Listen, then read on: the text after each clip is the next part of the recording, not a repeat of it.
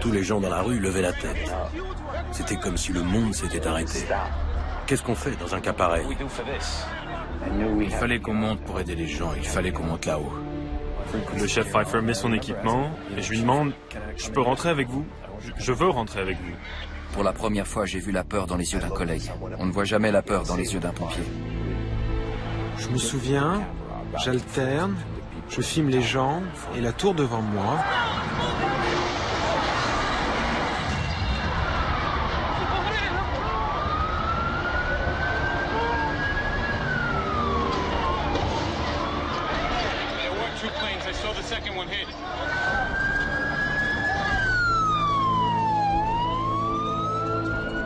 Et soudain, cet énorme grondement.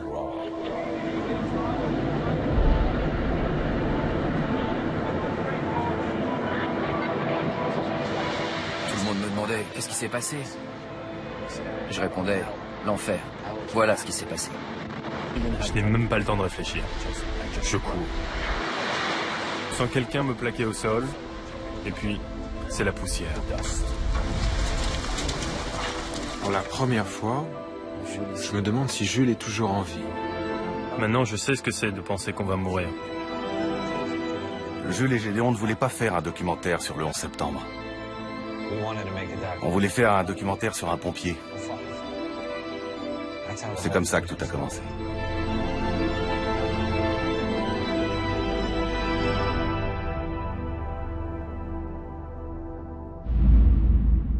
Bonsoir. Il y a 15 ans, des terroristes détournaient des avions et les précipitaient contre les tours jumelles du World Trade Center de New York. Ce 11 septembre 2001, les images de ces tours en feu ont horrifié le monde. Cet attentat fera au final plus de 2600 victimes. Ce jour-là, 2 journalistes français, 2 frères, Jules et Gédéon Naudet, tournaient un reportage sur les pompiers de New York quand le premier avion a percuté la première tour. Ils ont alors suivi le travail des secours, parfois au péril de leur vie, dans les tours en flammes. Résultat, un documentaire exceptionnel, primé dans de nombreux pays, pour revivre de l'intérieur cette journée qui a changé le monde.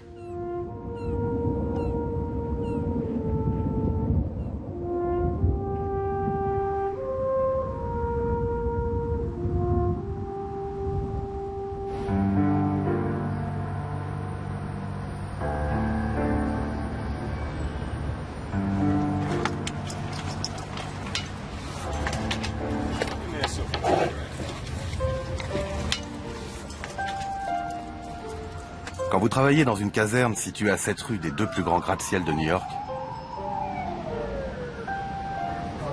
vous finissez par en connaître chaque marche, chaque escalier, chaque étage.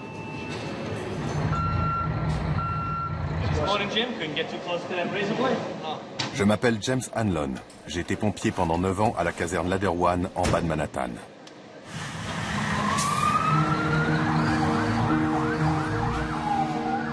L'été qui a précédé le 11 septembre 2001, il nous arrivait d'aller au World Trade Center jusqu'à 5 fois par jour.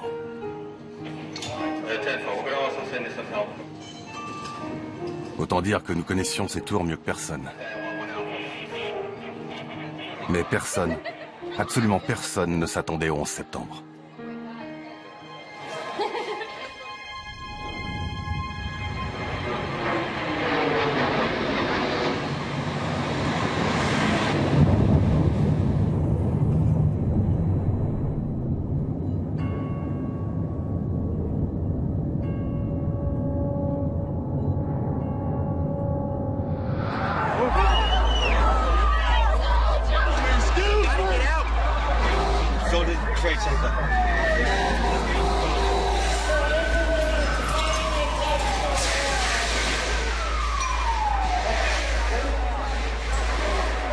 Ce jour-là, des gars de ma caserne, mes meilleurs amis, ont été parmi les premiers pompiers à entrer dans la tour numéro 1 après l'impact.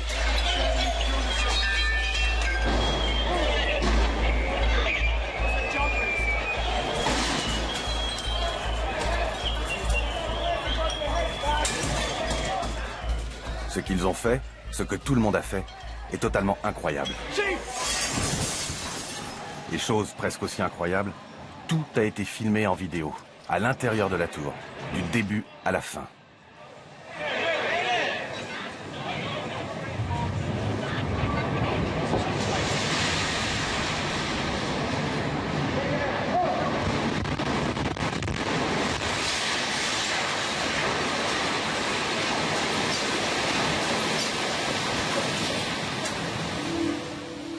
Cette vidéo a été tournée par deux frères, Jules et Gédéon Naudet, de vieux amis à moi. Ils sont réalisateurs de documentaires. On dit souvent que pour tout événement, il y a toujours un témoin. Ce jour-là, je pense qu'on a été choisi comme témoin. Ce qui est étrange, c'est que ce film, toute cette histoire, s'est déroulée un peu par hasard. Jules et Gédéon ne voulaient pas faire un documentaire sur le 11 septembre. On voulait faire un documentaire sur un pompier. C'est comme ça que tout a commencé.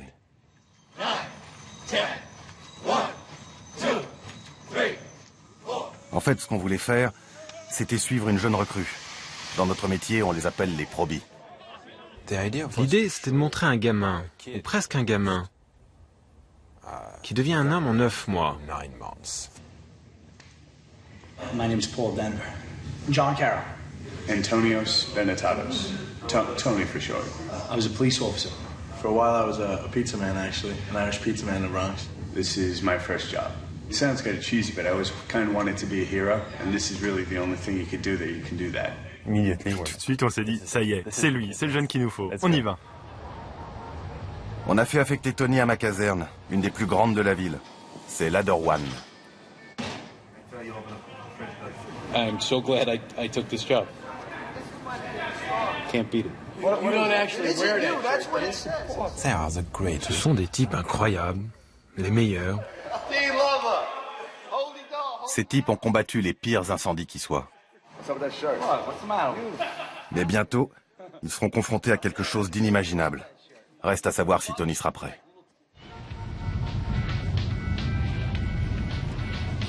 I'm terrified. This is what I want to do, but it's scary. I just hope I can do everything that I'm supposed to do. You know, I'm still worried about how I'm going to actually react when there's fire flying over my head.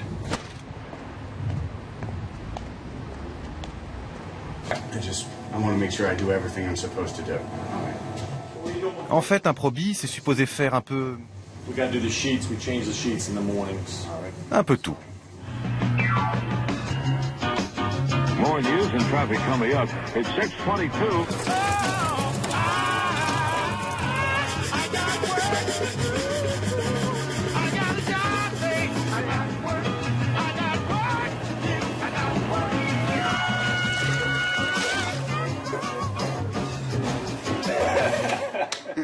I think I'm doing decently.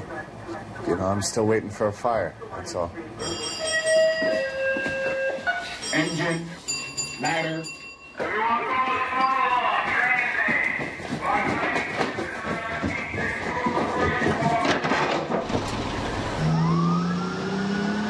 Should we grab that big long thing from the back too?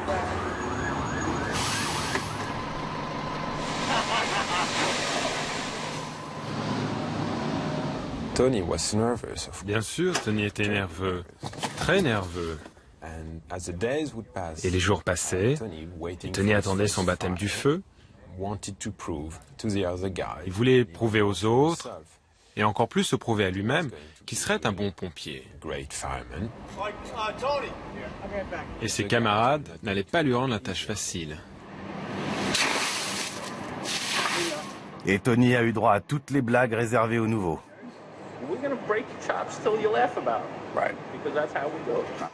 Mais avant de pouvoir l'aimer, ce métier, faut l'apprendre. Now say you got up there now, got your helmet on, your bunker gear, and you got to get your mask on. How you going to do that without letting go? I don't know. Hey, stop moving, guys. On, yeah, hurry up.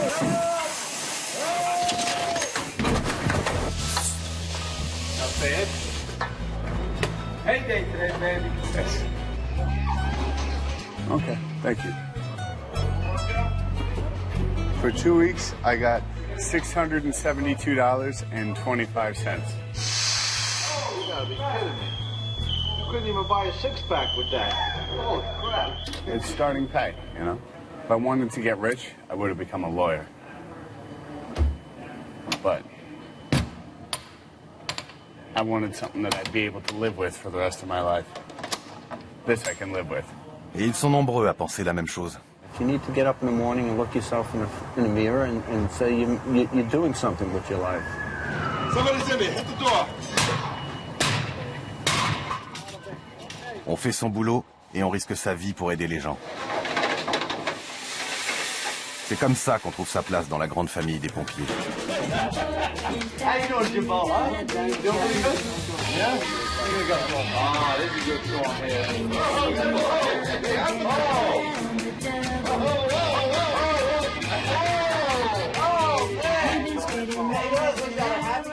Citez-moi un autre métier où tout le monde se retrouve pour dîner tous les soirs.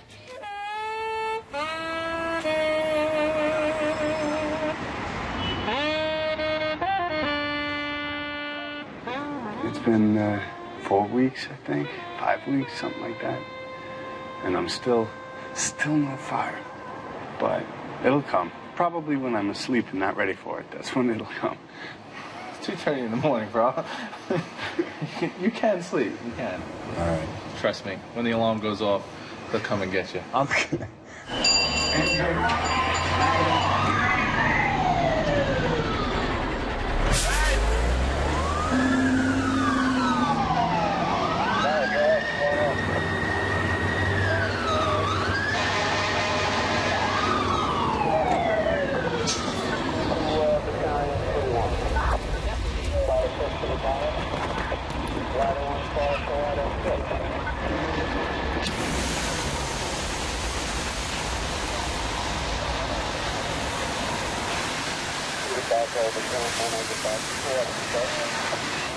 Shut down, Finn! I got the spray water. You're getting closer. There you are, Tony. Look, your first fire. And it was a car fire, no less. Hey, Chief, come see his first fire. If they're all like that, it's going to be a fun 20 years. Hey, there's fire over here. Here's the fire, see? Stretch a line, put out the stakes.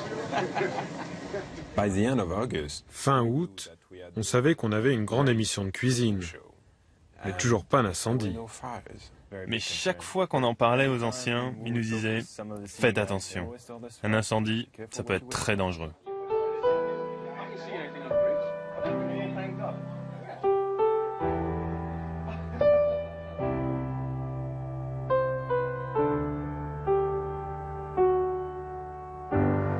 Yesterday, a 27-year-old firefighter, Staten Island, he was stationed, went to a job and he passed away. Well, we'll go to the funeral on Saturday and...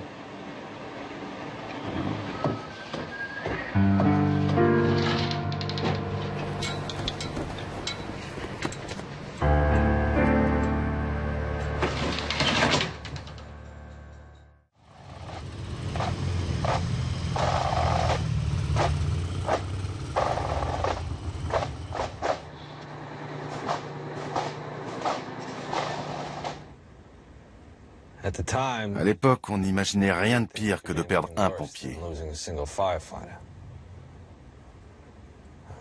Quand j'y réfléchis, on était tous un peu naïfs. Surtout Tony. A bunch of the guys were talking about what different parts usually get them at the funeral. When the coffin went past, that was a little rough. I don't know.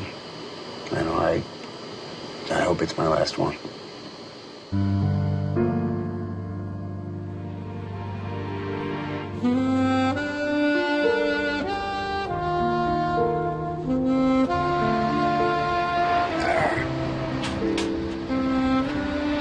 Go straight up right now.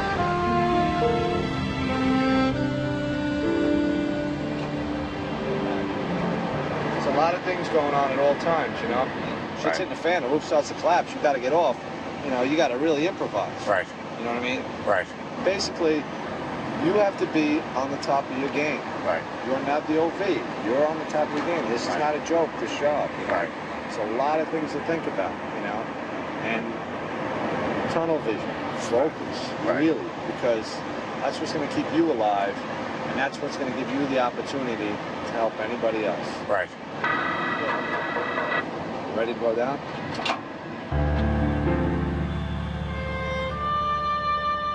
Avec ou sans feu, Tony a beaucoup appris cet été-là. Il avait encore du chemin à faire, mais on était là pour l'aider. On pensait bien sûr avoir tout notre temps. Quelques jours plus tard, Jules nous a cuisiné un repas français. Enfin, il a essayé. J'avais décidé de cuisiner un gigot d'agneau. Il n'en a fait qu'un, mais il aurait dû en faire au moins 5.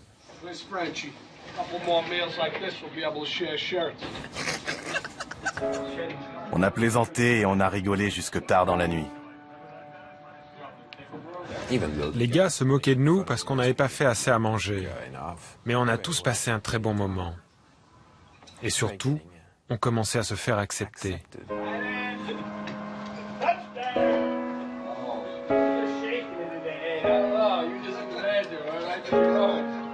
C'était vraiment formidable, si seulement on avait su. C'était la nuit du 10 septembre.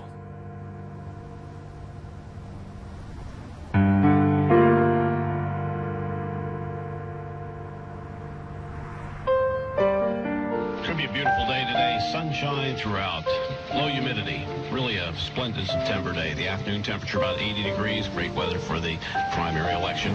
Tonight, clear and cool. Je sais, ça fait cliché. Mais c'est vrai que le 11 septembre a commencé comme n'importe quelle autre journée. Moi, j'étais de repos. 13 hommes de ma caserne étaient de service.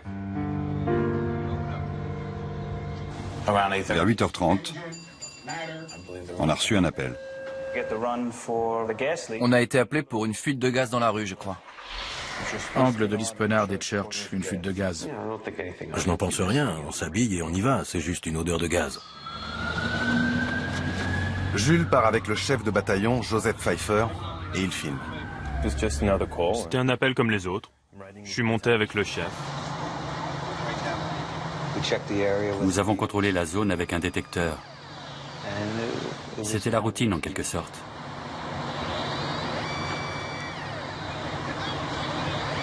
« 8h46. Il était 8h46 quand tout a basculé.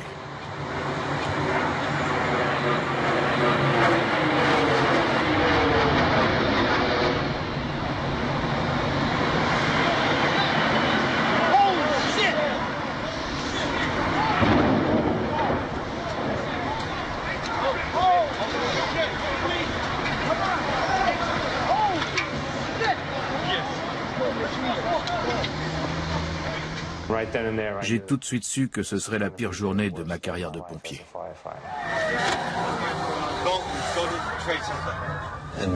J'ai su tout de suite que ce n'était pas un accident. C'est le chef Pfeiffer qui a été le premier à faire un rapport officiel. We have a number of floors on fire. It looked like the plane was aiming towards the building. Transmit a third alarm. We'll have the staging area at Vesey and West Street. Le trajet a dû durer 2 minutes, mais ça semblait une éternité tellement tout se bousculait dans ma tête. Tous les gens dans la rue levaient la tête. C'était comme si le monde s'était arrêté. We are just currently getting a look at the World Trade Center. We have something that has happened here. Flame and an awful lot of smoke from one of the towers. Whatever has occurred has just occurred within minutes, and we are trying to determine exactly what that is.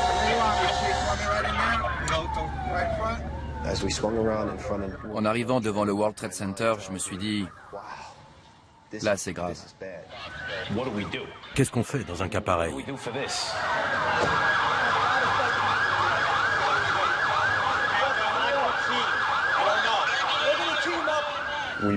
On se gare juste sous l'auvent de la tour numéro 1 du World Trade Center. Le chef Pfeiffer met son équipement et je lui demande « Je peux rentrer avec vous ? Je veux rentrer avec vous. » Et il me répond « Oui, suis-moi, mais ne t'éloigne pas. » Je rentre dans la tour et j'entends des hurlements. Et juste à ma droite, il y a 2 personnes en train de brûler. Je voulais pas filmer ça. Personne ne devrait voir ça. Pfeiffer est le premier officier à entrer dans le bâtiment. Immédiatement, un responsable des transports l'informe que les dégâts se situent quelque part au-dessus du 78e étage. Mais il suffisait de regarder autour de soi. On voyait bien qu'il s'était aussi passé quelque chose dans le hall.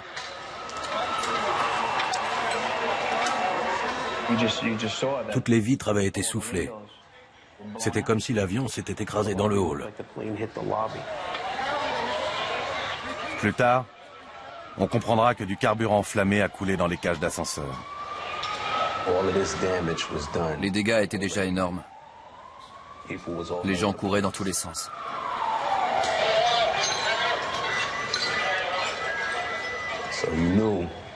On savait que ça serait encore pire dans les étages.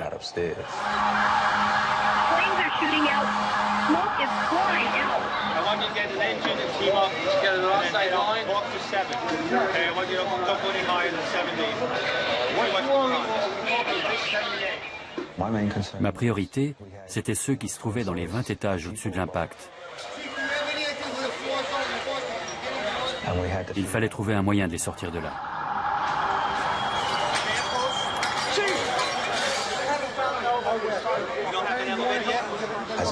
Et aucun ascenseur ne marchait.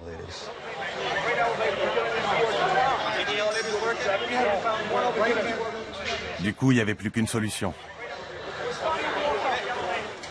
Monter à pied. Les compagnies arrivent dans le hall. L'inquiétude se lit sur les visages.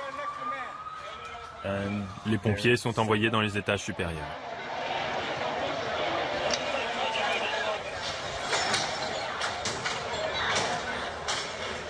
Un pompier, avec son équipement complet, soit 30 kilos, met environ 1 minute pour grimper un étage. Là, il devra en monter 80. Avant de pouvoir se mettre au travail.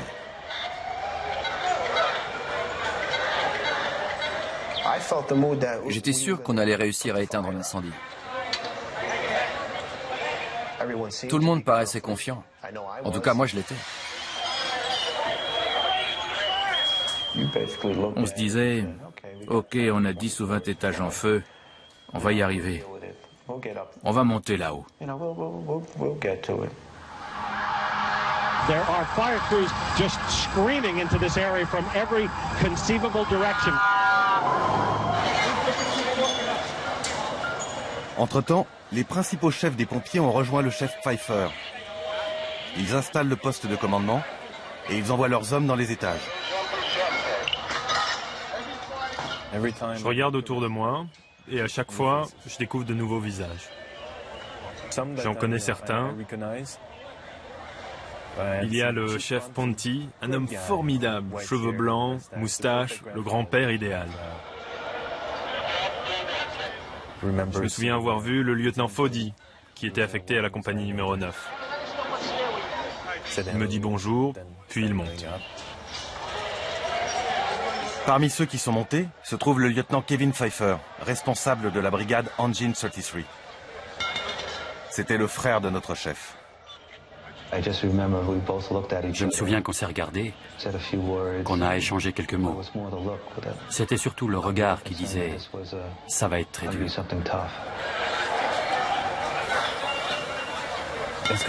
Ça va être un boulot difficile, ça va être long, mais ils vont y arriver, c'est leur métier. La dernière fois que Jules a vu Gédéon, c'était 1 heure plus tôt, à la caserne. Donc pour lui, il est évident que son frère a suivi Tony dans la tour. Quand on s'est rendu sur les lieux de la fuite de gaz, j'étais persuadé que Gédéon était avec nous. À notre arrivée au World Trade Center, je pensais qu'il était monté immédiatement avec les pompiers. Pour moi, mon frère est dans les escaliers. Gédéon était effectivement avec Tony. Engine 7, ladder 1. This is Firefighter Benetatos. Mais Tony était toujours à la caserne. No, I was off duty. Il avait reçu l'ordre d'y rester. Everybody's been recalled. All available units must come back to the firehouse. Pendant que Tony essayait de gérer les appels téléphoniques, Gédéon, avec sa caméra, est parti vers le World Trade Center. Il était certain que son frère se trouvait à l'intérieur et il voulait absolument le rejoindre. Ce qui reste vraiment gravé dans ma mémoire, ce sont ces gens que je croise et que je filme. Je me souviens, j'alterne, je filme les gens et la tour devant moi.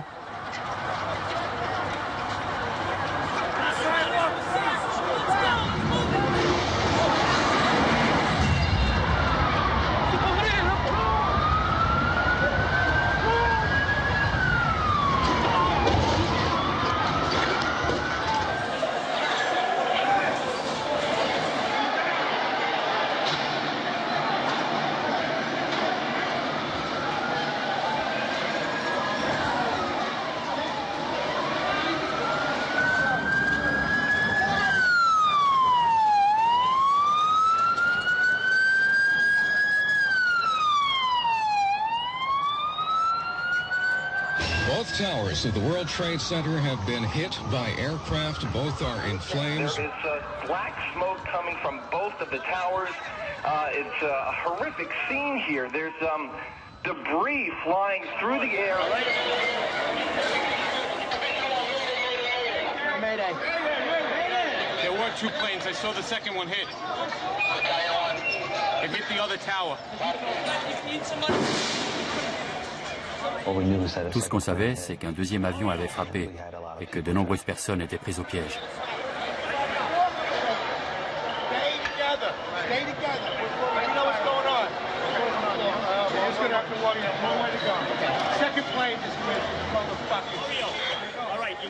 Les chefs devaient maintenant installer un deuxième poste de commandement dans la tour numéro 2.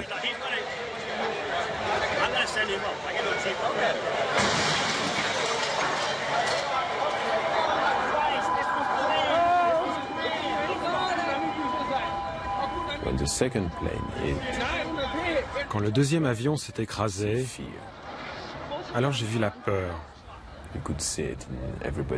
Elle était sur tous les visages.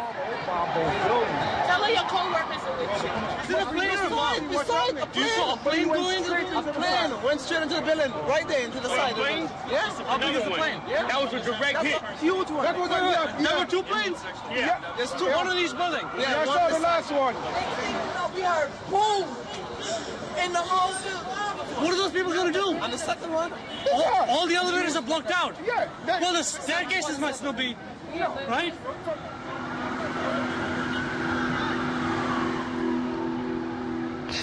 Les escaliers étaient pleins à craquer.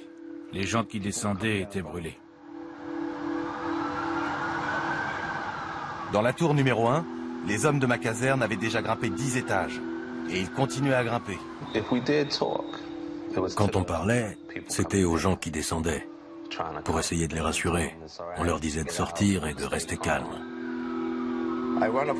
J'ai croisé une femme dans l'escalier C, les bras entièrement brûlés.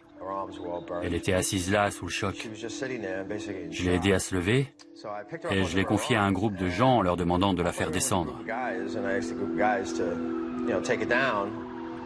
Il fallait qu'on monte pour aider les gens, il fallait qu'on monte là-haut.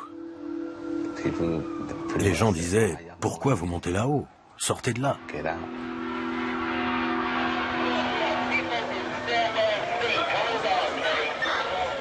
Leur priorité était d'évacuer tout le monde. C'était ça. Faire sortir le plus de monde possible.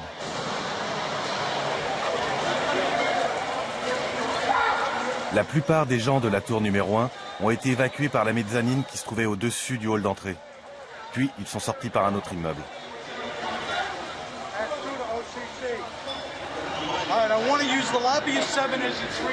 Les chefs ne voulaient pas les faire passer par les portes du hall, à cause des débris qui tombaient. Et à cause des gens qui sautaient par les fenêtres.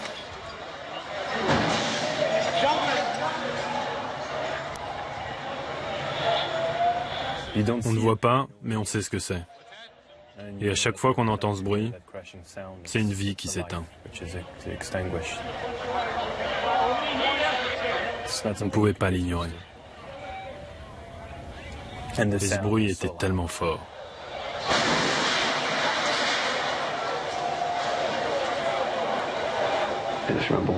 J'ai levé la tête en pensant, ça doit être l'horreur là-haut, s'ils préfèrent sauter.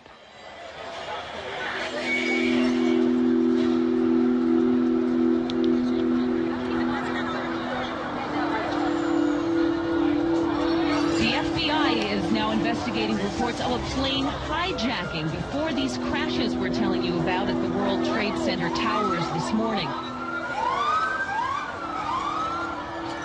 Des débris des 2 tours et des débris d'avions avaient atterri à plusieurs rues de là.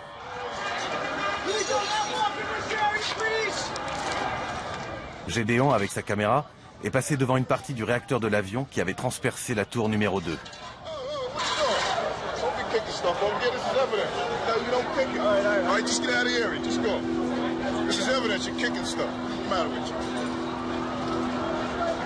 Mais impossible pour lui de s'approcher davantage du World Trade Center s'il n'était pas accompagné d'un pompier. Le mieux à faire, c'était de repartir en direction de la caserne et de trouver un moyen d'entrer en contact avec Jules. We're just getting word now. One of the 2 planes was hijacked after takeoff from Boston. This is 2 airplanes have crashed into the World Trade Center in an apparent terrorist attack on our country. We now have reports of a fire at the Pentagon. Fire at the Pentagon being reported this morning. I was just saying that officials are calling this an act of terrorism. They're saying that's clearly what it is, clearly not an accident. Quand je suis arrivé à la caserne, Tony était toujours seul. Et il n'avait aucune idée de ce qu'il devait faire.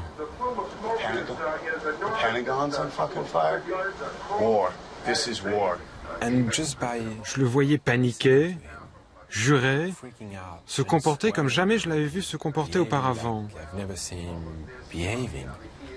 Tony exprimait ce que nous ressentions tous. À ce moment-là, j'ai vu le pompier en lui prendre le dessus.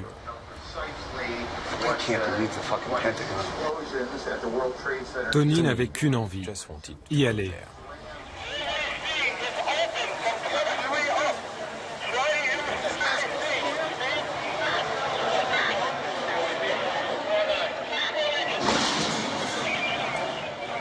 Dans le hall, les chefs essayaient d'organiser la plus grande opération de sauvetage de leur carrière. Avec quasiment aucune information venant d'extérieur. À cet instant, le monde entier en sait plus que nous. Tout le monde a vu les attentats. Tout le monde a vu les tours en feu. De New York, un avion s'est encastré dans une des 2 tours. Ils ont vu le Pentagone. Mais nous, on n'a aucune idée de ce qui se passe en dehors de notre tour.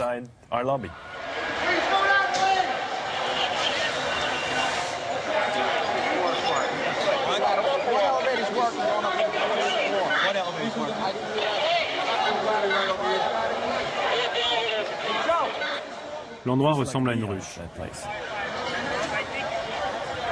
Tout le monde travaille au téléphone, à la radio.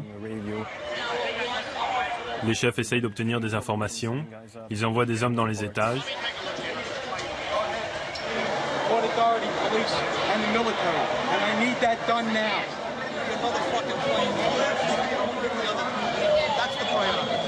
Et pour ne rien arranger, il était très difficile de communiquer avec les hommes dans les escaliers.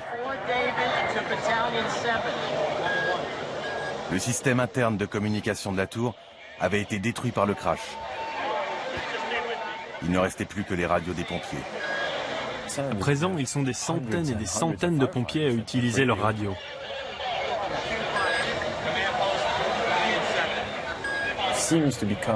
Les communications semblent de plus en plus difficiles.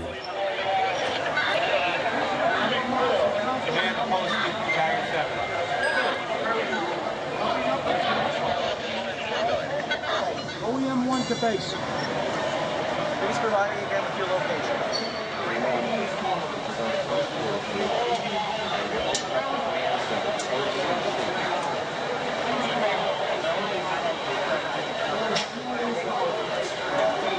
Is there anyone in this car? Is there anyone in this car? Dans le hall, un responsable du World Trade Center tente désespérément d'entrer en contact avec les gens coincés dans les ascenseurs. 69 car. Anyone in this car? Oh, is there anyone in this car? Un ascenseur après l'autre. Oh, is there anyone in this car? Le World Trade Center compte environ 98 ascenseurs.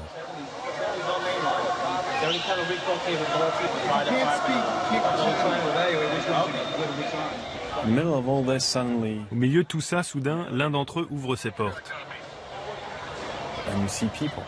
Et on voit en sortir des gens qui n'ont aucune idée de ce qui se passe. Ils étaient coincés là depuis la collision du premier avion.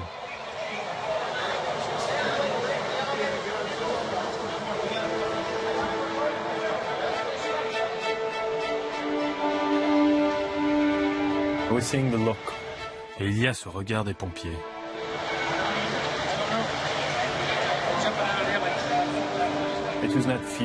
Ce n'est pas de la peur. Ils se disent, qu'est-ce qui se passe? L'incrédulité. Ça m'a fait paniquer. Ça m'a vraiment fait paniquer.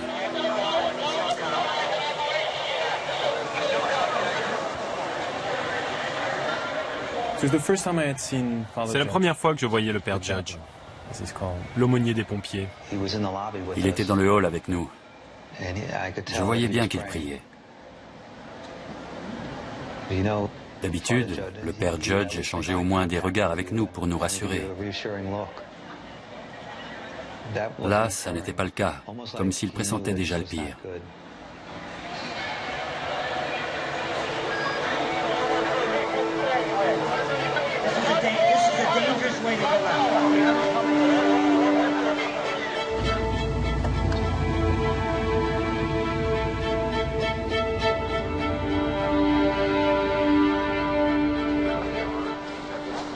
Pendant ce temps-là, à la caserne, les pompiers qui n'étaient pas de service commençaient à arriver.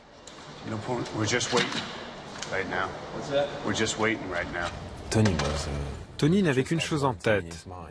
Il voulait y aller, mais il ne pouvait pas. Et c'est à ce moment-là que le chef Burns est arrivé. Larry Burns était entré chez les pompiers en 1957 et il avait terminé sa carrière comme chef de bataillon. Je ne pouvais pas me contenter d'attendre, il fallait que j'y aille. Et vous savez pourquoi?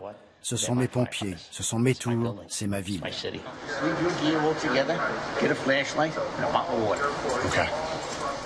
Je lui ai dit, prends ton équipement, on y va. Tony m'a demandé de lui chercher des gants médicaux. Le temps que je les trouve et que je me précipite pour lui donner, ils étaient déjà partis. Et le chef à la retraite avait disparu dans la foule.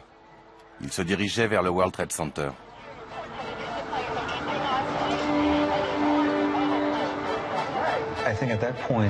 À ce moment-là, le hall d'entrée était presque vide.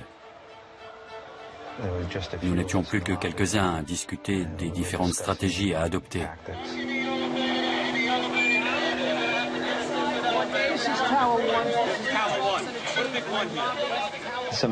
Certaines compagnies venues de la banlieue ne savaient pas quelle tour était la numéro 1 et la numéro 2. Alors on l'avait écrit sur le bureau pour que ce soit évident pour tout le monde. Il était presque 10 heures. Un peu plus d'une heure après le premier impact. Les pompiers de toute la ville se trouvaient à l'intérieur des tours. Des centaines de pompiers. Je suis en train de filmer le chef Pfeiffer. Il est à la radio.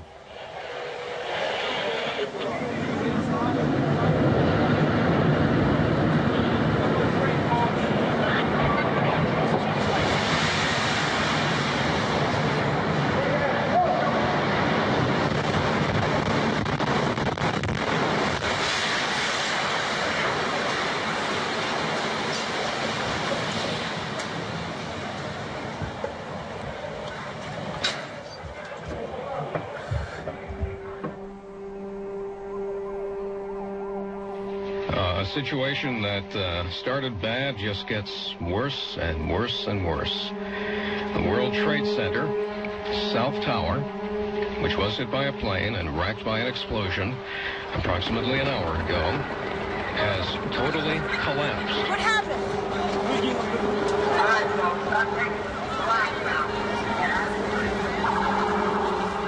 If you're just joining us this morning, you're in for a horrific surprise. The scene here is just one right out of one of the movies you would see in Hollywood. People walking around with cell phones in tears, holding their heads, looking up at what's left of the World Trade Center and just shaking their heads in disbelief. Dans les rues, tout le monde savait ce qui s'était passé. La tour numéro 2 venait de s'écrouler. Les gens l'ont vu s'effondrer et ils se sont tous mis à courir.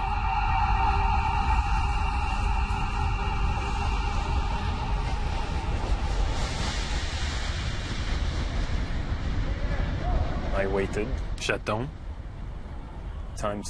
Le temps s'écoule comme au ralenti. Tout est noir. Everybody all right? Yeah, I'm okay. How's the way out of here? Là, je me dis, bon, je ne suis pas mort. Yeah, right here. Alors j'allume la lampe placée sur ma caméra. All right, come on down this way.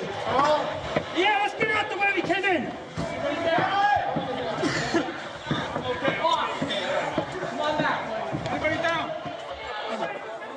À l'intérieur de la tour numéro 1, tout ce que savent Jules, le chef Pfeiffer et les autres pompiers, c'est que quelque chose de terrible vient de se produire.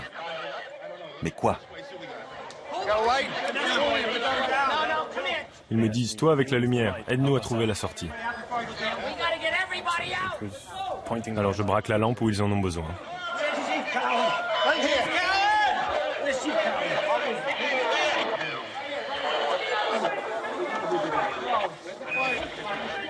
Et subitement, je vois le chef Pfeiffer.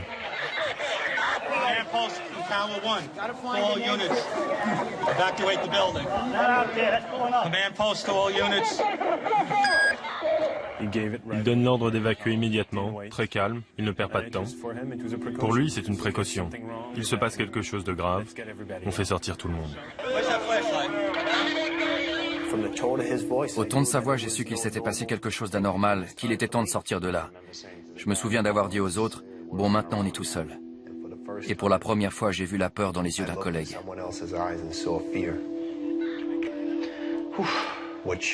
On ne voit jamais la peur dans les yeux d'un pompier. Et on est tous redescendus. C'était une longue descente. Étage 21, 17, 16, 15, 14, 13. En descendant, j'ai croisé des pompiers qui faisaient une pause sur un palier. Je leur ai dit, on a reçu l'ordre d'évacuer. Beaucoup, je le sais, n'ont pas pris cet ordre au sérieux.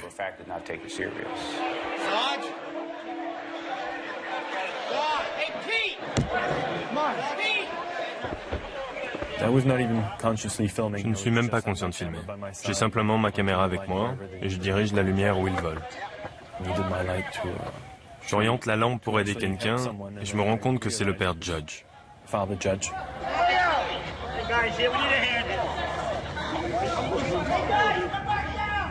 On l'a retrouvé au pied d'un escalator. J'ai ôté son col, j'ai ouvert sa chemise,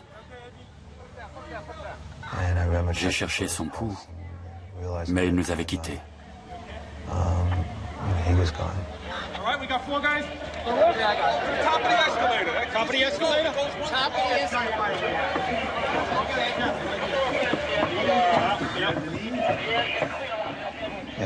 Après ça, il fallait encore trouver le moyen de sortir de là.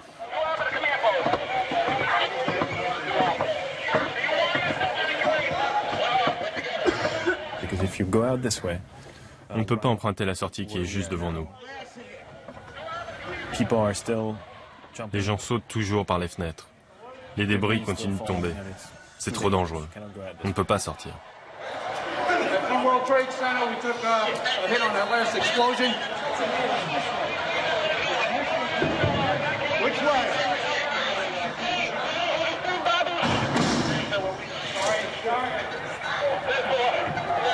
Can we get out here? This way too?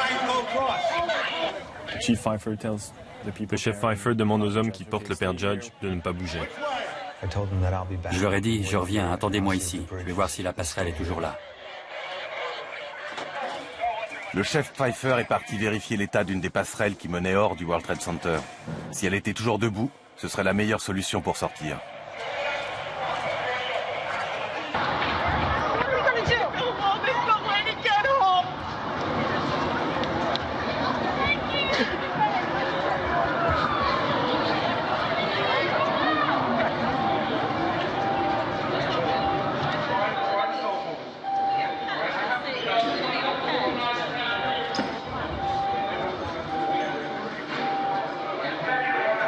Did you hear what happened with the other tower? You see the tower collapse? The top or the whole thing? Looks like the whole thing. We'll head down together.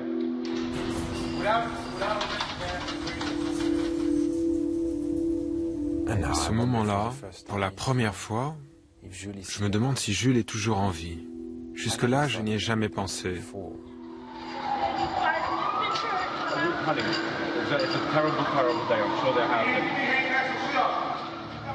À ce moment précis, je réalise que Jules est peut-être mort. Et je me sens tellement responsable. C'est moi qui l'ai entraîné là-dedans. Il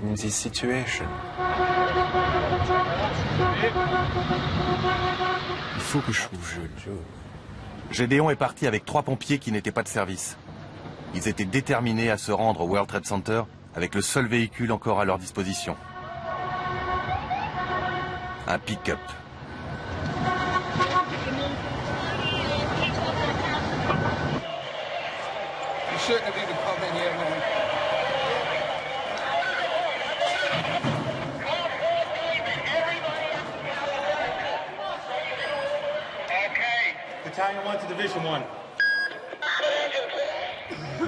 On marche, on marche et on marche encore. On entend des SOS à la radio et on commence à se dire que la situation doit être pire qu'on ne le pensait. Tous ces appels d'urgence, toute cette poussière et surtout ce bruit.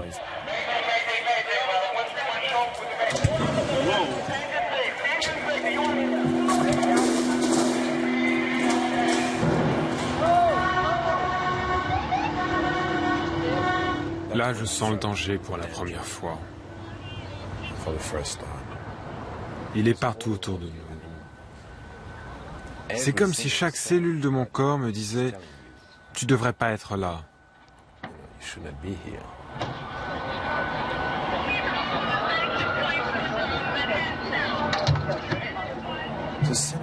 Tout a changé dans cette rue. Une poudre blanche recouvre tout.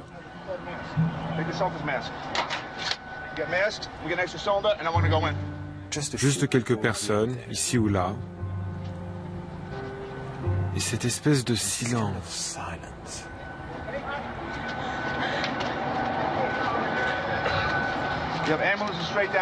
Of course, there's no word on casualties. But suffice to say, the loss of life presumably profound.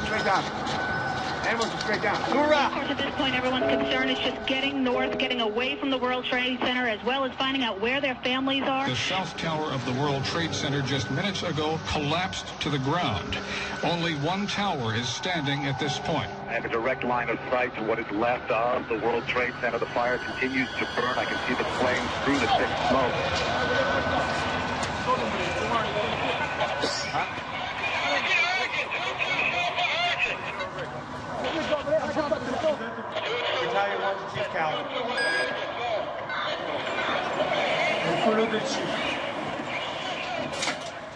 Entre-temps, le chef Pfeiffer avait trouvé une sortie. Il essayait de contacter les hommes restés dans le hall.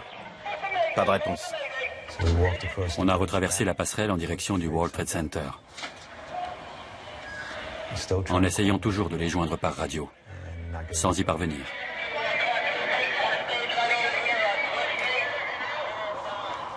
Les hommes que nous avions laissés dans le hall, ils ne sont plus là. En fait, ils avaient trouvé une autre sortie et avaient transporté le corps du père Michael Judge jusqu'à l'église Saint-Pierre.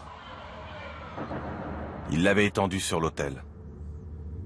L'acte de décès du père Michael Judge portait le numéro 00001. C'était la première victime officielle des attentats.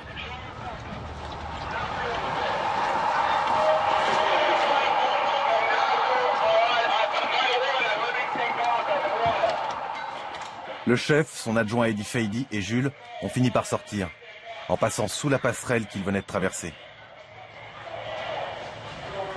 Ils découvrent alors un spectacle totalement ahurissant et ne comprennent pas d'où viennent tous ces gravats. Il y a des débris partout et la poussière recouvre tout le quartier. On lève la tête et on constate que la tour numéro 1 est toujours là, intacte. L'autre, on ne la voit pas, mais pour nous, les deux tours sont toujours debout. Personne ne nous informe, on comprend rien.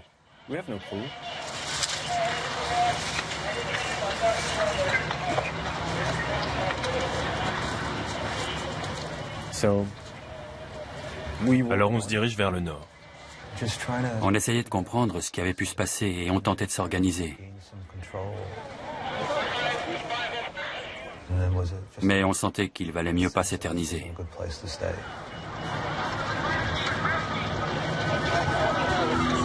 La priorité du chef Pfeiffer était d'établir un nouveau poste de commandement et de retrouver ses hommes. À ce moment-là, ils étaient toujours dans la tour numéro 1, en train de descendre les escaliers. À un moment, je me suis mis à courir. Je dévalais les marches à toute vitesse. En arrivant au 3e ou au 2e étage, j'ai commencé à penser à ma famille. Il fallait que je sorte de là. En arrivant dans le hall, j'ai dit en plaisantant, ils ont abandonné le poste de commandement. Tout était en place, mais il n'y avait plus personne. Je me suis dit, c'est pas bon signe.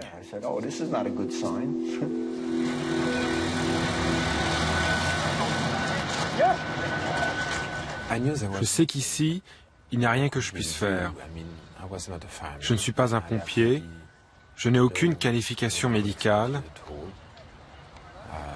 je suis un simple civil. Mais en tant que caméraman, là oui, je peux faire quelque chose. Et c'est témoigner de ce qui se passe. Alors le caméraman prend le dessus et je me concentre sur mon travail. Gédéon s'était approché le plus près possible de la tour.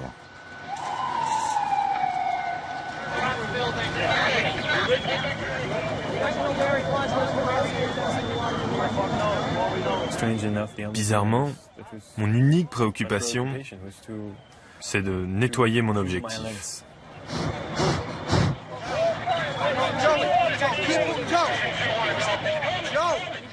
Jules était toujours avec le chef Pfeiffer, qui réfléchissait à la suite des opérations. Les hommes de ma caserne venaient d'atteindre le hall d'entrée, et ils se dispersaient. On marchait, on était dehors, on se sentait en sécurité. Malheureusement, des gens sautaient par les fenêtres. On les voyait s'écraser sur le sol autour de nous avec les débris de l'immeuble.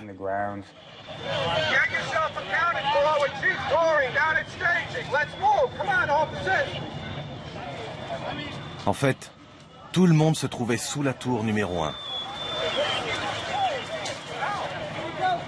Il était 10h28. Et soudain, cet énorme grondement.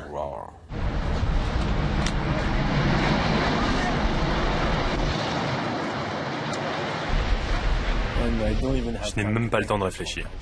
Je cours.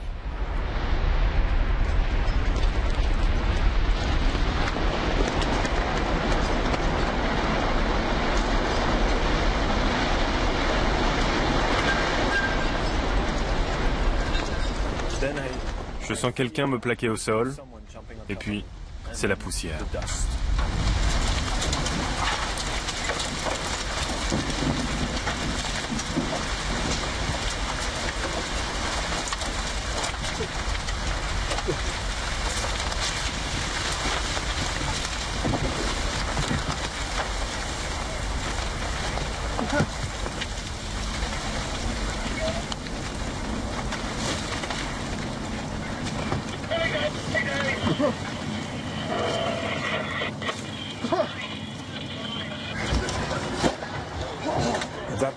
ce moment-là, je sais que je vais mourir.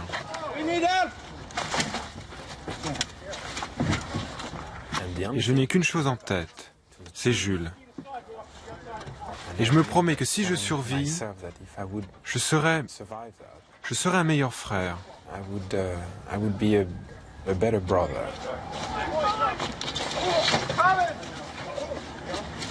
Let's go before the car blow up! Come, keep this way!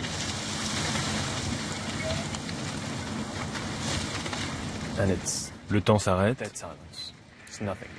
Plus d'appels radio, plus un bruit, rien.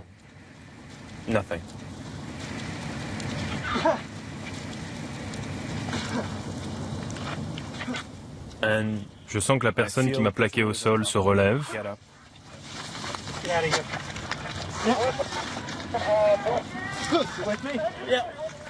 Je reconnais la voix du chef Pfeiffer et je me rends compte qu'il s'est mis sur moi pour me protéger.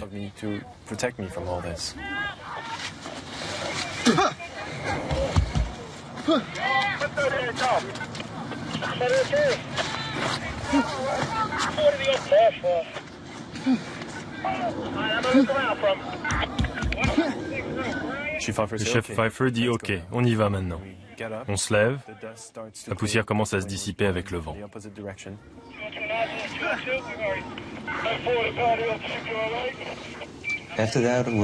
Après, j'ai essayé de contourner le pâté de maison pour retourner sur place et voir ce qu'on pouvait faire.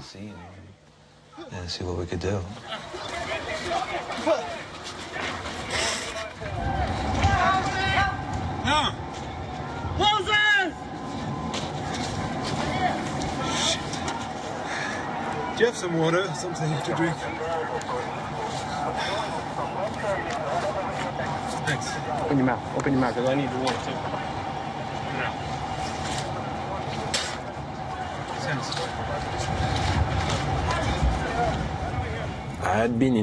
Je suis passé dans cette rue 3 fois dans l'heure qui vient de s'écouler. La première fois, elle était pleine de monde. La deuxième fois, tout le monde s'enfuyait. La troisième fois, après l'effondrement de la deuxième tour, il n'y a plus personne. Et tout est blanc. Tout est recouvert de poussière.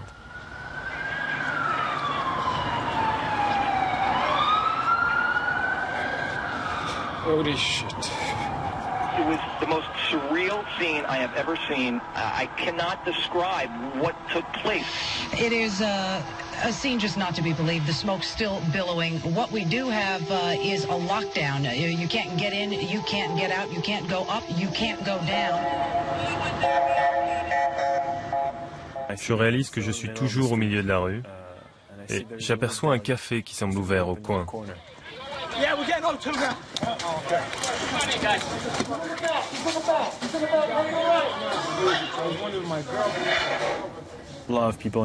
Beaucoup de gens blessés.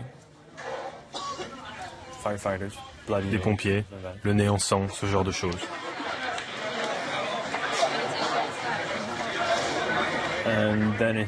Et tout à coup me vient à l'esprit. Où est mon frère?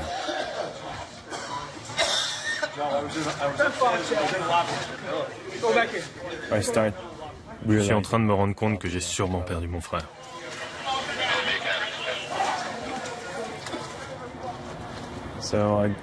Alors je repars en direction du World Trade Center. Il faut que je le retrouve.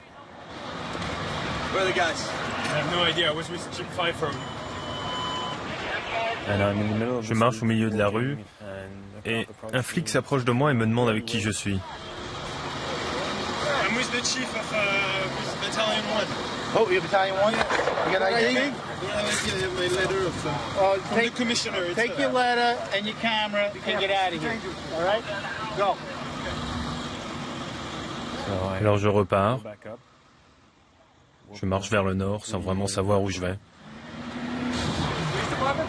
No, I'm making a documentary on the fire department. Come on, this ain't fucking Disneyland. Let's go. Au bout d'un moment, je me dis que ça ne sert à rien de rester ici. Je dois retourner à la caserne. Ils ont peut-être des nouvelles. Gédéon est peut-être là-bas. Mais à ce moment-là, Je suis persuadé que mon frère est mort. Et je craque.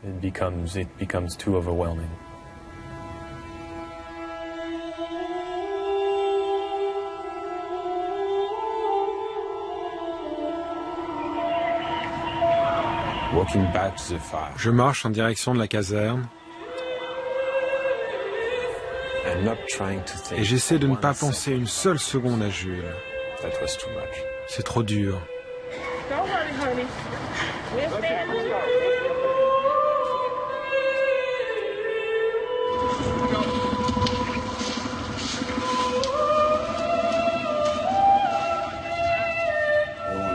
Tout le monde me demandait qu'est-ce qui s'est passé.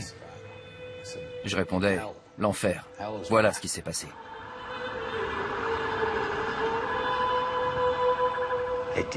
Elles se sont écroulées. Et elles n'auraient pas dû s'écrouler.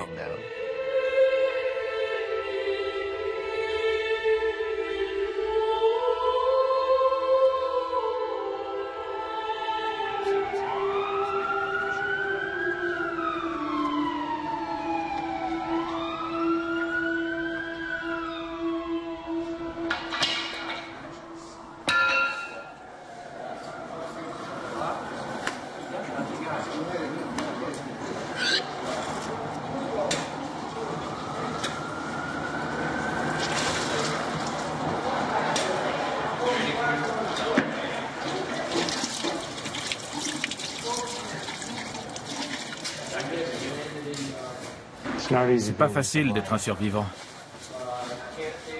Petit à petit, les hommes reviennent, les uns après les autres. Comment expliquer que je sois là alors qu'il y a tant de morts?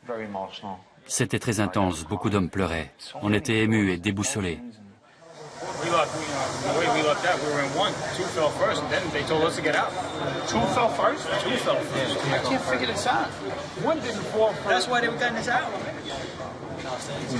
On a réussi à joindre nos proches pour leur dire qu'on était sains et saufs.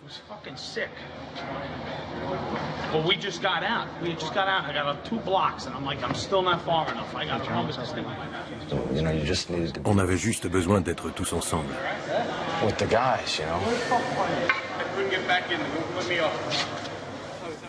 J'ai jamais été aussi content de voir des pompiers. C'était rassurant de voir que des gens avaient pu s'en sortir.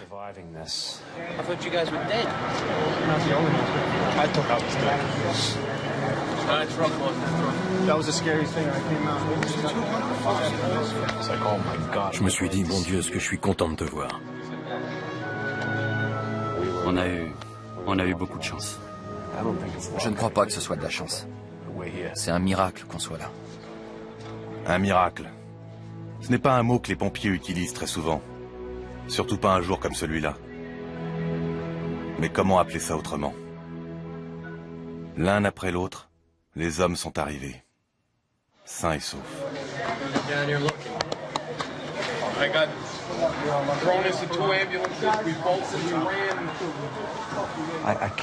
J'arrive pas à croire qu'on s'en soit tous sortis. Comment on a fait? 30 secondes de plus, 2 étages plus haut. Encore une fois, c'est le caméraman qui prend le dessus. Les hommes rentrent et je leur demande « Vous avez vu Jules ?» Mais personne n'a de réponse. C'est extrêmement frustrant et pénible. Un pompier s'approche de moi et je lui demande s'il a vu Jules, s'il sait où il se trouve. Et il me regarde et il me dit « Oui, il est derrière toi ». Je me retourne et Jules est là. Je ne l'ai même pas vu rentrer.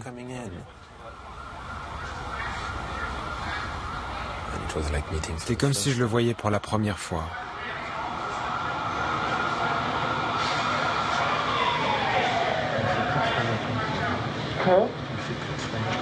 Écoutez, moi, après j'étais en vie, je savais pas si tu étais dans le camion, mais je les voyais pas au début.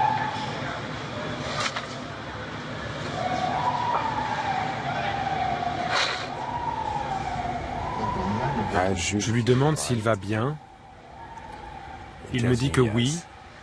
Il me dit qu'il était à l'intérieur de la tour pendant tout ce temps. Maintenant, je sais ce que c'est de penser qu'on va mourir.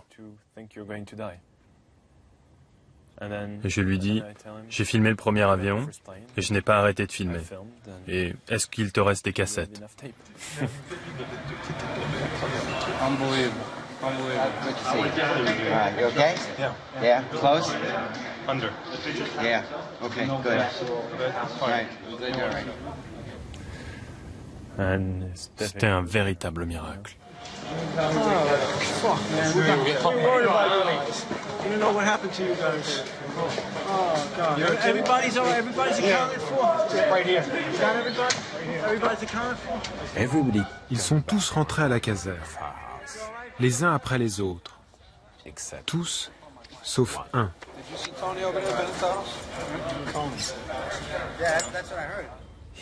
Personne ne manque à l'appel, sauf Tony. Tout le monde se demande ce qui lui est arrivé.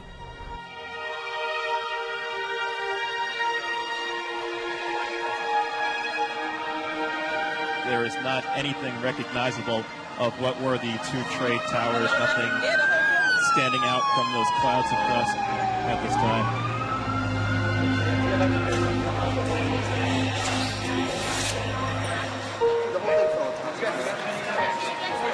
You guys were in the building? Yeah.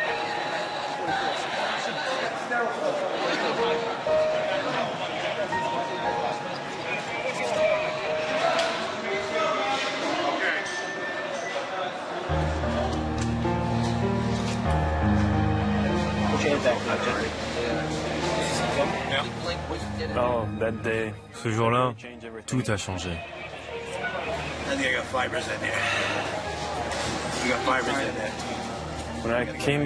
Quand je suis arrivé à la caserne, un des pompiers est venu me voir et m'a dit, « Tu sais, hier, tu avais un frère.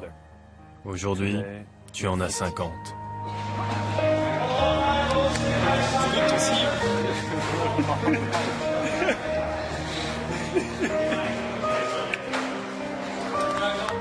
C'est tellement difficile de décrire les émotions qu'on a ressenties ce jour-là.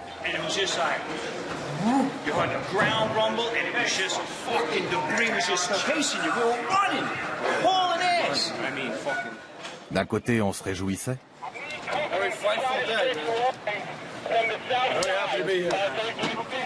Parce que les gars de notre caserne s'en étaient tous sortis.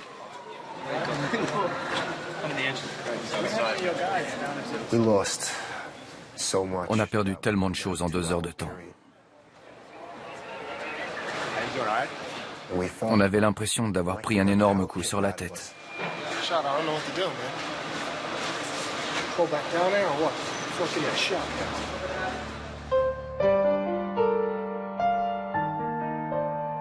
Et d'un autre côté, on savait que des centaines de pompiers, des milliers de personnes étaient mortes dans ces tours.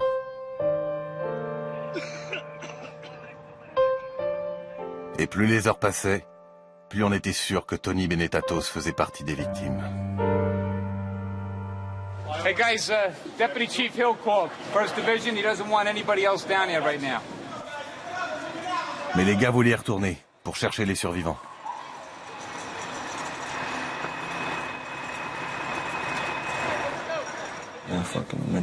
C'est ça la mentalité des pompiers. Vas-y, sauve les gens. C'est un réflexe, on est programmé comme ça. Moi aussi, il fallait que j'y retourne. Je voulais retrouver le môme.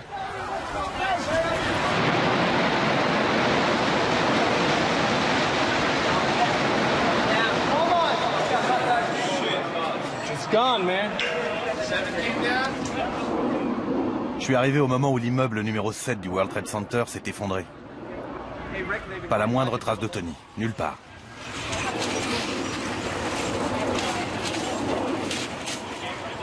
Il devait être 18h, quasiment 9 heures après le début des attentats, quand Tony est arrivé. J'étais complètement sonné, et tout le monde disait « Voilà Benetatos ».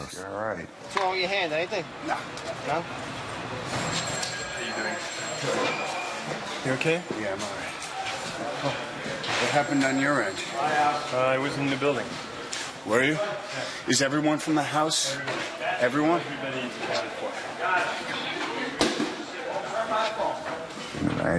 J'ai demandé, tout le monde est revenu?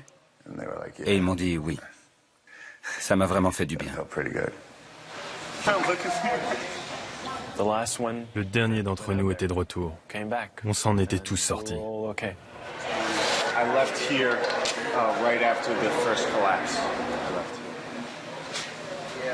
En fait, Tony était resté avec Larry Burns pendant tout ce temps-là. Le probi et le chef à la retraite. Ils étaient sur place quand la tour numéro 1 s'est écrasée. J'ai inspecté tous les camions. Certains étaient écrasés. Des ambulances étaient enfouies sous les décombres. Il y avait des incendies partout. Des incendies énormes. J'ai passé la journée à fouiller les décombres, à soulever les débris pour voir ce qu'il y avait dessous. C'est dur, très dur pour lui. Il est pompier depuis quelques mois seulement. Mais ce jour-là, pour tous les gars de la caserne, il a fait ses preuves.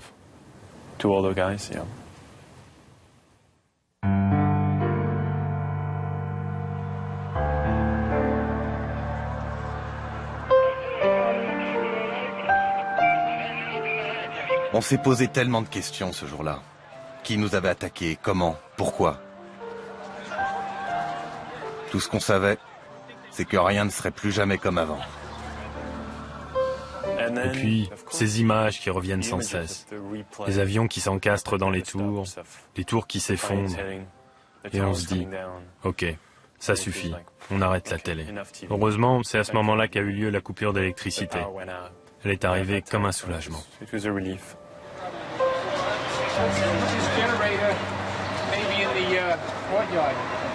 And then we'll hook the lights into it. I got 2 more sets of lights coming. Just a short while ago, Mayor Giuliani held a news conference saying it's important not to lash out in anger because of the attacks on the World Trade Center. And he says New Yorkers... On est presque tous restés à la caserne ce soir-là pour comprendre ensemble ce qui nous était arrivé. The roof of the Marriott, we were on the roof of the Marriott. There was parts all over the fucking place. Legs, feet. It was nasty.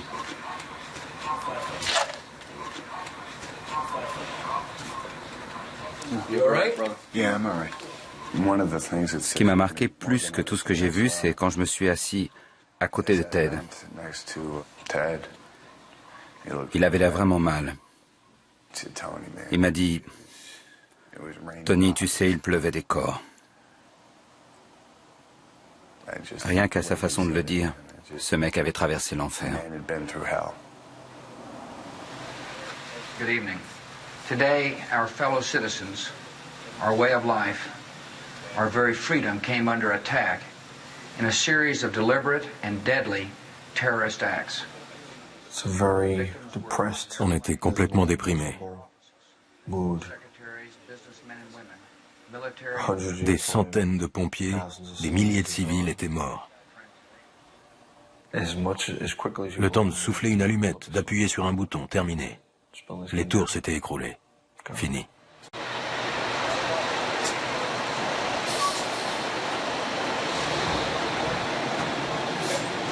See them.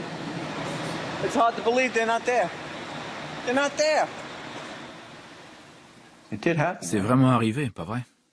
C'est pas comme si je pouvais fermer les yeux, les rouvrir et voir réapparaître la tour. Elle n'est plus là.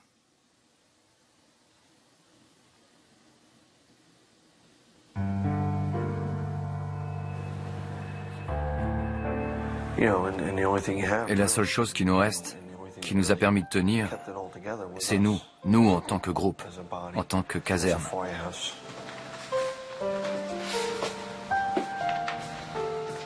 Vers minuit, on a envoyé Tony mettre le drapeau en berne. Une fois de plus.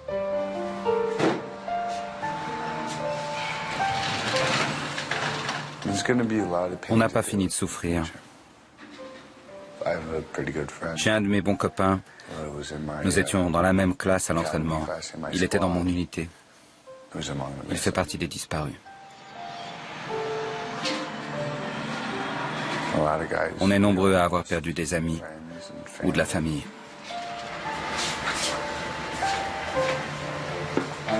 never have to put that thing in half-mast again for the rest of my career. That's it.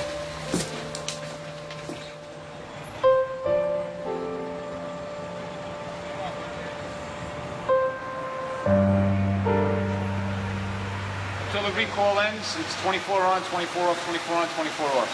And they'll do that for the next one. On nous a informé qu'on commencerait les recherches le lendemain matin. Certains de ceux qui étaient mariés et qui avaient des enfants sont rentrés chez eux juste pour quelques heures. Ils savaient qu'ils risquaient de ne pas revoir leur famille avant plusieurs jours. Mon fils dormait, je l'ai pris et je l'ai mis dans mon lit. Je le voulais auprès de moi. D'habitude, je le sors de mon lit pour le remettre dans le sien, mais là, c'était l'inverse. Ça ne l'a pas dérangé. Il m'a fait un grand sourire. C'était merveilleux de revoir ce sourire. C'est sûrement la plus belle entrée que j'ai jamais faite quelque part. Les enfants sont arrivés et on s'est tous mis à pleurer en se serrant très fort. Et on a pleuré.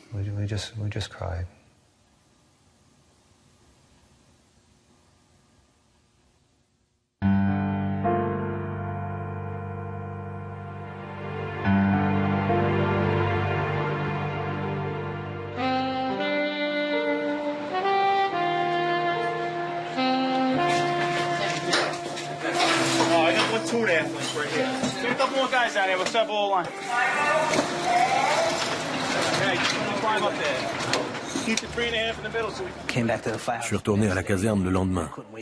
J'avais hâte d'y retourner, en fait. Je voulais y aller parce que je m'imaginais qu'il y avait encore plein de survivants pris au piège. Forcément. On allait les dégager. On y arrive toujours.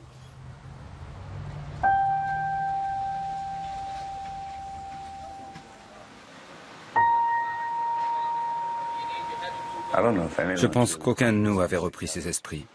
Go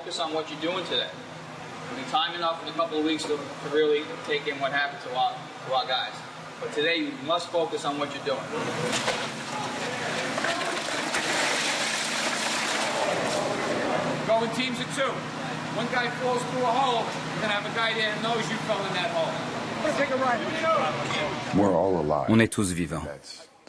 C'est plus qu'inespéré. Notre boulot, désormais, c'est d'y aller et de faire le maximum. Travailler aussi dur qu'on pourra, aussi longtemps qu'on nous laissera faire. Certains ont pris un bus pour se rendre sur le site que les médias appelaient déjà Ground Zero. Certains pompiers l'appelaient le tas. Pour nous, c'était toujours le World Trade Center, même s'il n'était plus là. Hey guys, if you hear 3 horns, that means something might be coming down. So keep your eyes open when you're walking around down there.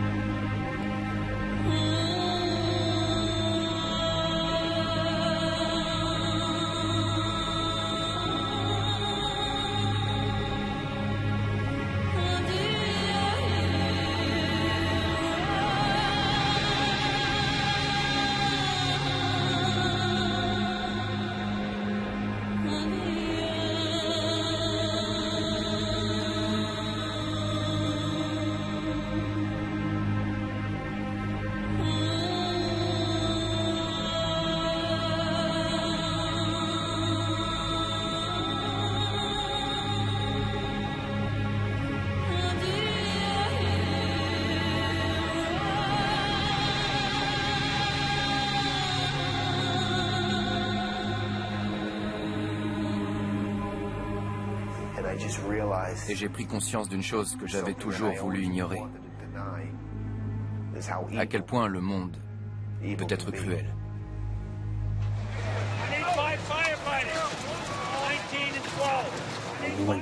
Une fois sur place, on a formé des compagnies de 5 hommes et un officier. Et on s'est mis au travail sur le champ, en essayant de chercher des survivants.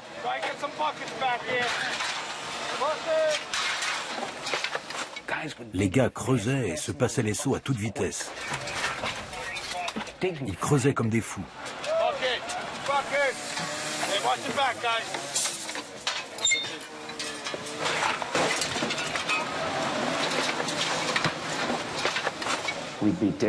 On creusait et soudain tout le monde disait « silence ».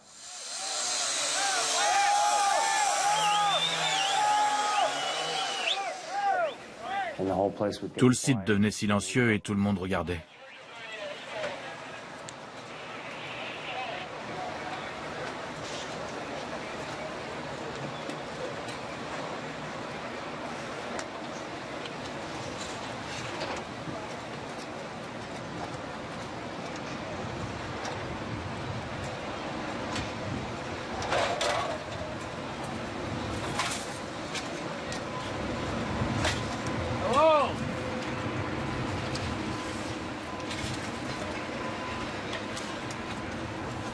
Et puis lentement, on reprenait le travail et on recommençait.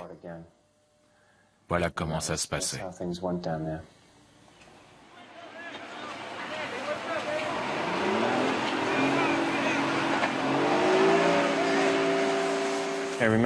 La première fois que je retourne là-bas, j'ai l'impression d'être aux portes de l'enfer. Selon le règlement, Jules et Gédéon n'auraient pas dû se trouver sur le site.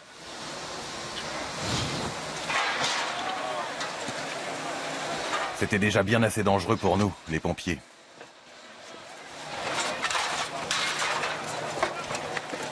À chaque pas, on risquait de faire une chute de 10 ou 15 mètres.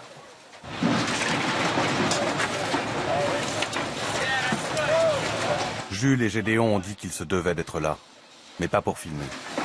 On prenait la caméra avec nous, mais on ne filmait que quelques minutes.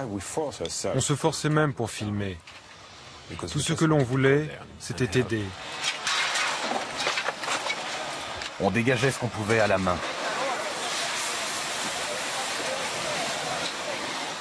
Ensuite, les métallos découpaient les poutrelles et les déblayaient. Et nous, on recommençait à creuser.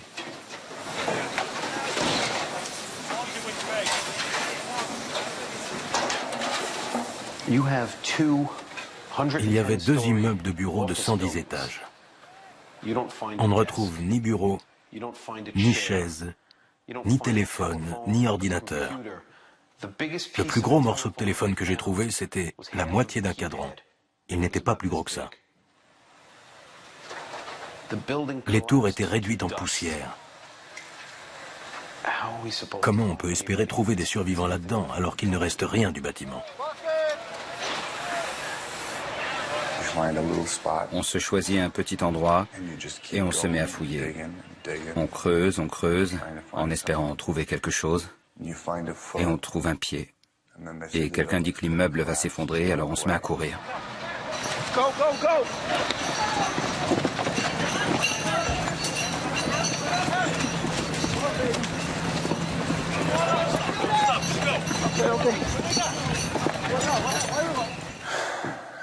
Et puis, on revient et on recommence à creuser.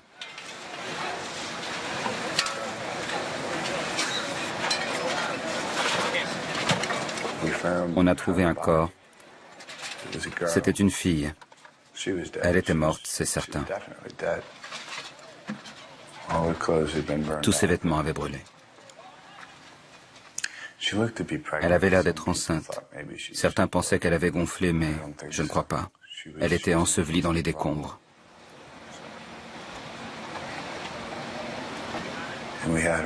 On l'avait à moitié dégagée. Le sac dans lequel on place les dépouilles était prêt et on nous a dit de courir. Alors on a couru.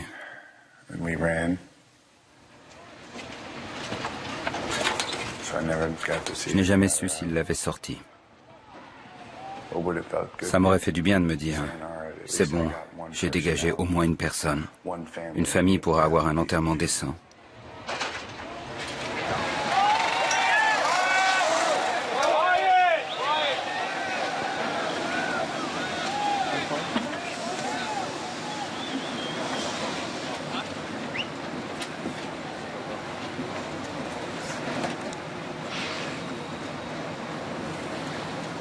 La première équipe a travaillé 24 heures d'affilée. Durant tout ce temps, une seule personne a été retrouvée vivante. Une seule. C'était plus que décourageant. C'était même difficile à admettre.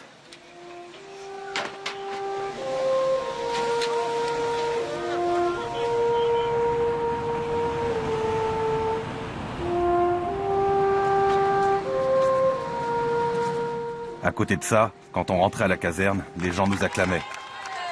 C'était bizarre parce qu'on n'avait vraiment pas l'impression d'être des héros.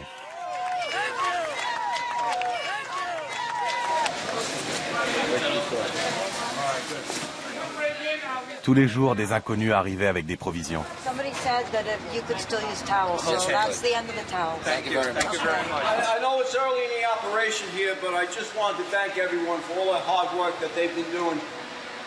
How we're here, only God knows, but again, guys, thank you so much. I really, you have no idea. Check the lockers, bro. Check the lockers, all the lockers, take whatever. Les gars étaient tellement déterminés.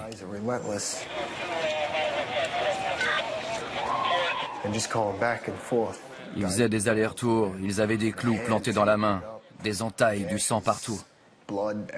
Ils mettaient juste un pansement et ils disaient « On y retourne, on va voir ce qu'on peut faire pour arranger les choses ».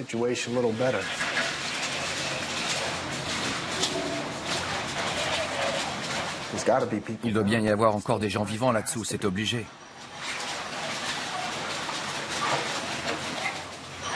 On a essayé de garder espoir. On a cherché partout. On s'est même glissé dans les magasins du sous-sol et dans les couloirs du métro.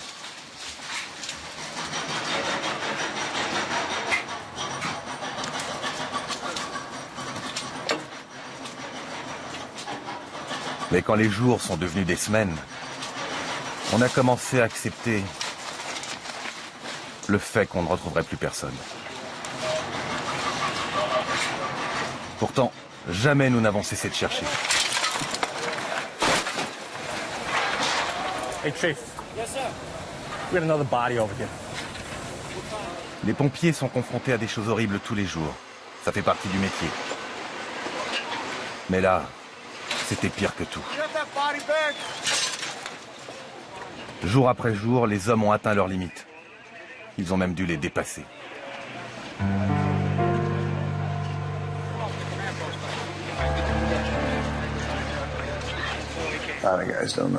Beaucoup se demandent s'ils vont continuer à faire ce métier.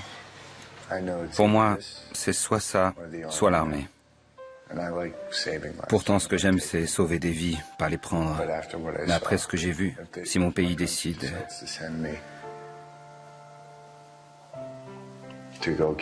de m'envoyer tuer, je le ferai.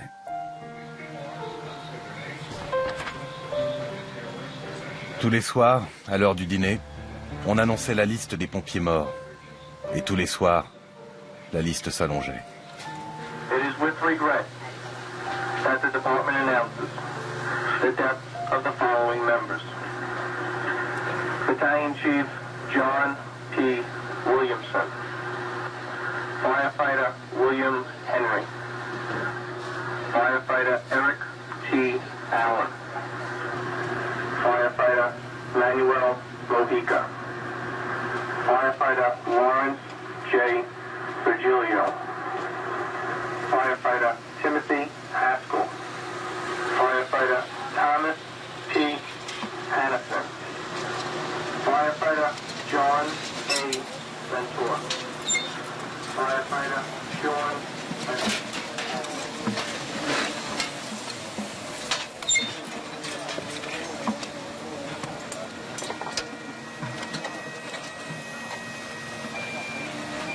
Nous avons perdu tellement d'hommes.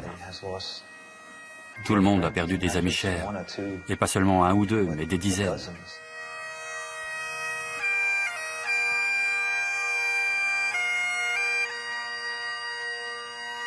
Chaque jour, ou presque, il y avait une cérémonie funèbre pour quelqu'un qu'on connaissait. Parfois 2 ou 3 cérémonies. Parfois 4. L'une d'elles fut célébrée à la mémoire de Kevin Pfeiffer, le frère du chef. Il avait été aperçu pour la dernière fois dans les escaliers de la tour numéro 1, où il dirigeait les hommes vers la sortie la plus rapide. Je peux dire que le frère du chef Pfeiffer m'a sauvé la vie. Il a sauvé de nombreuses vies.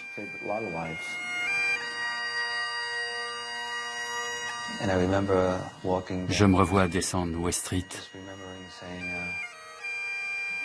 Et je me souviens à quel point mon frère et moi, on aimait être ici,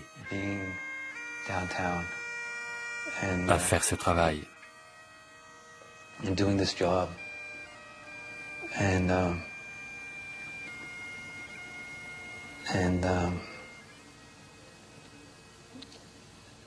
maintenant, je ne l'aime plus. Et puis on est reparti en intervention.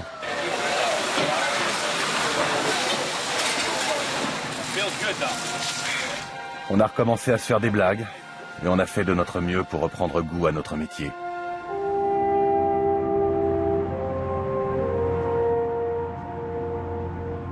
Mais les choses ne seront plus jamais comme avant.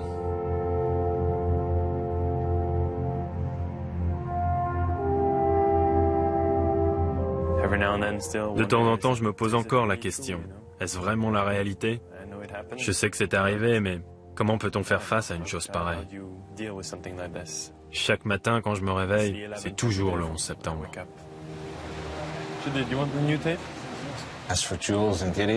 Quant à Jules et Gédéon, quel étrange dénouement.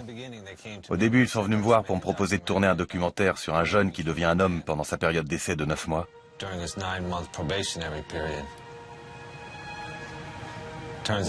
Et finalement, Tony est devenu un homme en 9 heures, le 11 septembre. Est-ce que j'ai une meilleure image de moi? Oui. Est-ce que ça a fait de moi un homme? C'est quoi un homme? Je regarde toujours des dessins animés, je fais toujours l'idiot.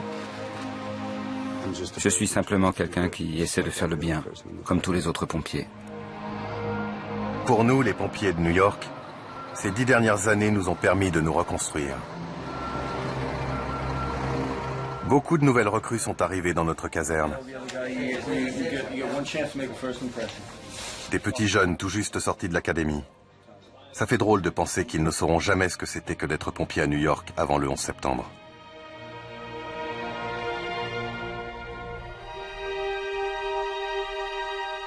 Ils ne comprendront jamais tout à fait ce que nous avons perdu ce jour-là.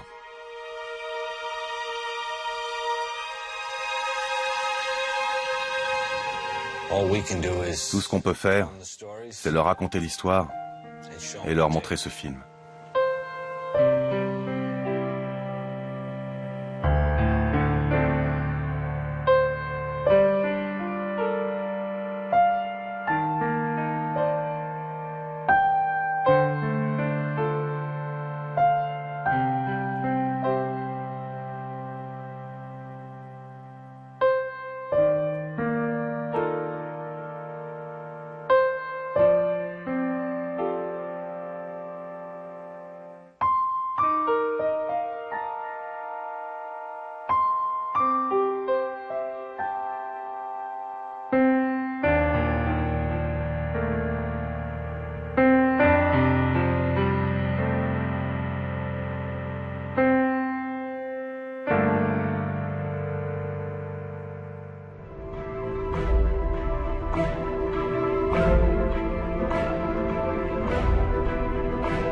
L'attentat du 11 septembre reste à ce jour le plus meurtrier jamais commis dans l'histoire et nous savons aujourd'hui, 15 ans après, que rien ne serait plus comme avant. Je vous remercie de nous avoir suivis et vous souhaite une bonne fin de soirée.